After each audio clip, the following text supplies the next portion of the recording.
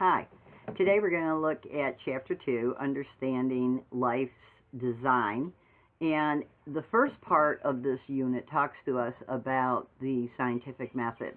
The scientific method was designed so that when experimentation was done or decisions were made or thinking occurred, that there would be an order and a plan, that everyone would follow the same kind of plan, so that the results would be able to be compared, and there would be some value to those results, because all of the gathering of information, the experimentation, the evaluations were all basically done by the same pattern.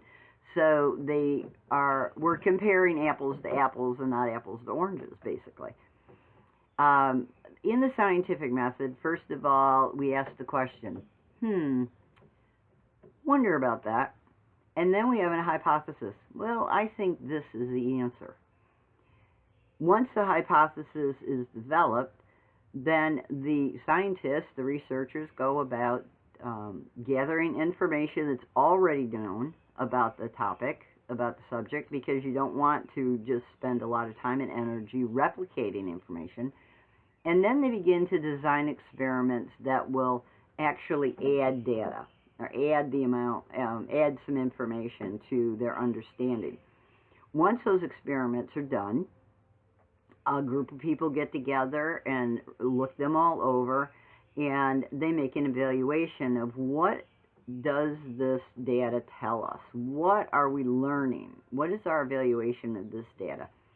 They write it down in their conclusion, and then, in order for it to be valid, they have to pass the information, not the conclusion, but the information related to their experimentation, off to another research group, and then they have to repeat it.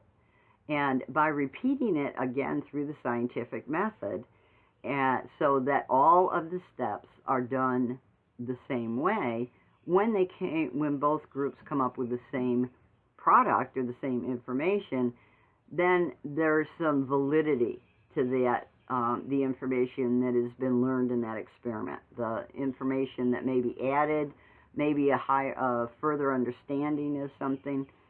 If it's very important and it may affect many, many people, that information may be sent to a third, a fourth, even a fifth research group in order for the proof, the evidence that if that experiment is done over and over again, it always comes out with the same results. When that occurs, and the same experiment, no matter who does that experiment, it comes out with the same results, that's considered a law. It's kind of like throwing a ball in the air. If you throw a ball in the air, it's going to fall down. If I throw a ball in the air, it's going to fall down. If he throws a ball in the air, it's going to fall down. So that's the law of gravity. Now, most of what's in science today is not law, it's theory. And theory is being able to replicate over and over again, but not always getting the exact results. So, or not actually being able to observe the results of an experiment. Experimentation can be done in real time, which means it's something that I'm doing right now and I can actually see for myself the results. Or it could be observation. I'm going to go observe certain things for a length of time, and then I'm going to make my conclusion about that. Problem there is that in observation, I could spend 8 hours looking at a tree. And I'm done looking at the tree in 8 hours, but in the 10th hour, something else changes, something else happens. And so that's a problem with observation. It's also a problem with theory.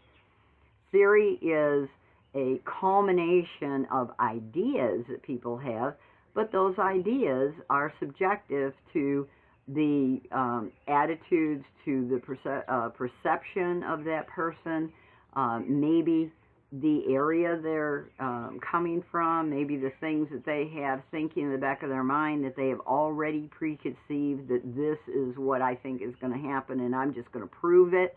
That is not the scientific method. The scientific method is not, I am going to prove myself right. The scientific method is, this is what I think might be right, and now I'm going to be experimenting to see if I'm correct. You never change your hypothesis in a science experiment. If the experiment is not going the way that you expect it to go, you look at the variables. Okay, maybe I didn't think about this thing, or maybe I didn't expect that to happen. And you don't discard those things.